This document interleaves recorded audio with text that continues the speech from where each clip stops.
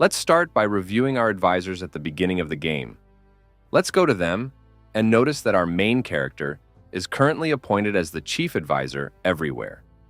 We can immediately assign various tasks to him. For example, what kind of task? Selling surplus resources. Okay, we'll use that. Next, selling profitable resources. Also a useful function, which I like to use. Buying resources for the population. If there are spare ducats, we can use this to help the population grow faster, but I don't have any, so I won't use it. Buying resources for production. If we have complex production that requires resources we don't produce or extract ourselves, it makes sense to use it if there are extra ducats available. But we don't need that right now. Distributing resources between cities, similar to the previous function, when we have many cities and they specialize in extracting different resources, we need to enable this to automatically transfer resources like coal from one city to another where it's needed, with the help of these advisors. Distributing resources for the population.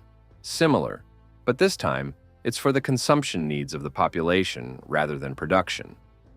We don't need this right now since we only have one city.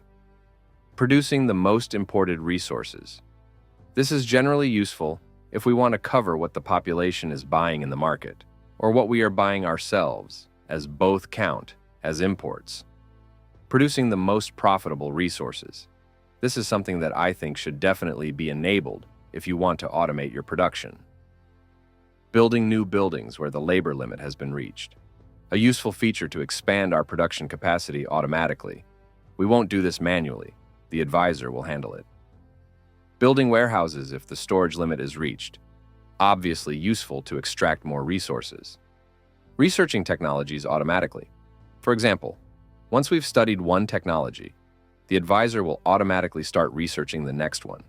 We don't need to manually intervene here. Similarly, building schools and universities and training troops, although I won't enable automatic troop training for now.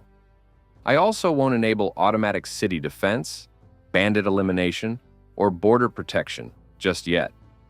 Producing weapons, I'll handle manually for now, and constructing buildings for troops is something that will come in handy later. We can automate this so that when we have an army and need to train them, and we don't have enough recruitment centers, the advisor will work on expanding them. And the last advisor function that's useful, building constructions and social structures, specifically houses and social buildings. These are necessary to expand our population limit so that people have places to live. However, free citizens can build their own homes in cities and villages if they have the resources and money. Setting the minimum wage that workers are willing to work for. This is useful if we already have salaries in place, but we'll set it just in case. Although we don't have money for wages yet, so this won't function. Setting minimum wages helps maintain the population's wealth. But again, it won't be functional for now. Transferring unprofitable resources to the population if the warehouses are overflowing. A useful function when we have a lot of production and can't keep up with managing everything. Now, we've covered the advisors. An important point to note is that using each advisor and enabling additional functions increases overall corruption, which negatively affects production, construction times, technology research times, and costs of everything, as corruption is harmful.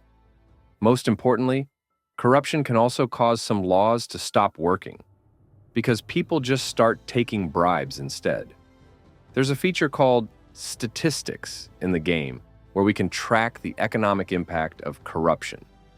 Right now, it's our first day, so the corruption damage is minimal, but as we play for several days or a longer period, we'll have more data to track. We can see which of our actions led to an increase or decrease in corruption. In this game, like in real life, there are many factors that influence corruption, and it can be dangerously harmful.